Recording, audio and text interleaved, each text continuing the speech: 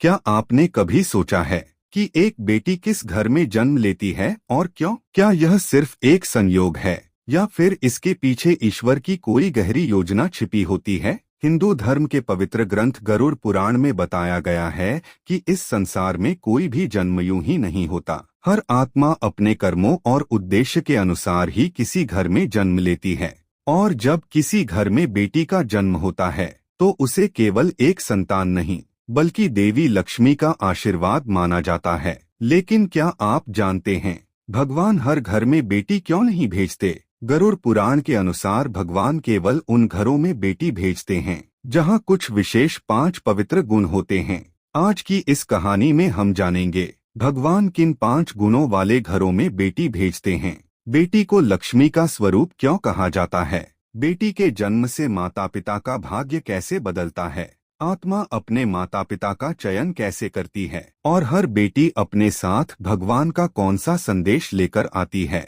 तो आइए गरुड़ पुराण के इस अद्भुत रहस्य को समझते हैं। गरुड़ पुराण के अनुसार भगवान उस घर में बेटी भेजते हैं जहां स्त्रियों का सम्मान किया जाता है।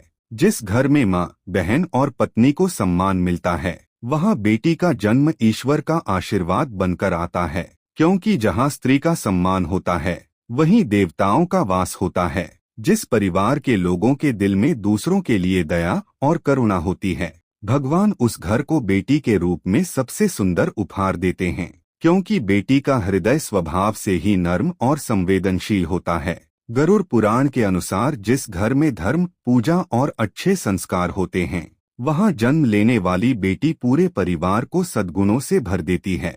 ऐसी बेटी घर में शांति और सौभाग्य लेकर आती है। भगवान उन घरों में बेटी भेजते हैं जहां लोग सत्य और ईमानदारी से जीवन जीते हैं, क्योंकि बेटी उस घर की आत्मिक पवित्रता का प्रतीक होती है। जिस घर के लोग दूसरों की सेवा करते हैं, भगवान उस घर को बेटी का सौभाग्य देते हैं, क्योंकि बेटी स्वयं त्याग और प्रेम का सबसे बड़ा रूप होती है। हिंदू धर्म में बेटी को लक्ष्मी का रूप माना जाता है, क्योंकि जब बेटी घर में आती है तो वह अपने साथ खुशियाँ, समृद्धि और सौभाग्य लेकर आती है। कई बार आपने देखा होगा, जिस घर में बेटी का जन्म होता है उस घर में धीरे धीरे सुख और उन्नति बढ़ने लगती है। गरुड़ पुराण के अनुसार जन्म से पहले आत्मा अपने पिछले कर्मों के आधार पर ऐसे माता पिता का चयन करती है जो उसके जीवन के उद्देश्य को पूरा करने में मदद कर सकें। इसलिए बेटी का जन्म केवल एक घटना नहीं बल्कि ईश्वर की एक दिव्य योजना होती है।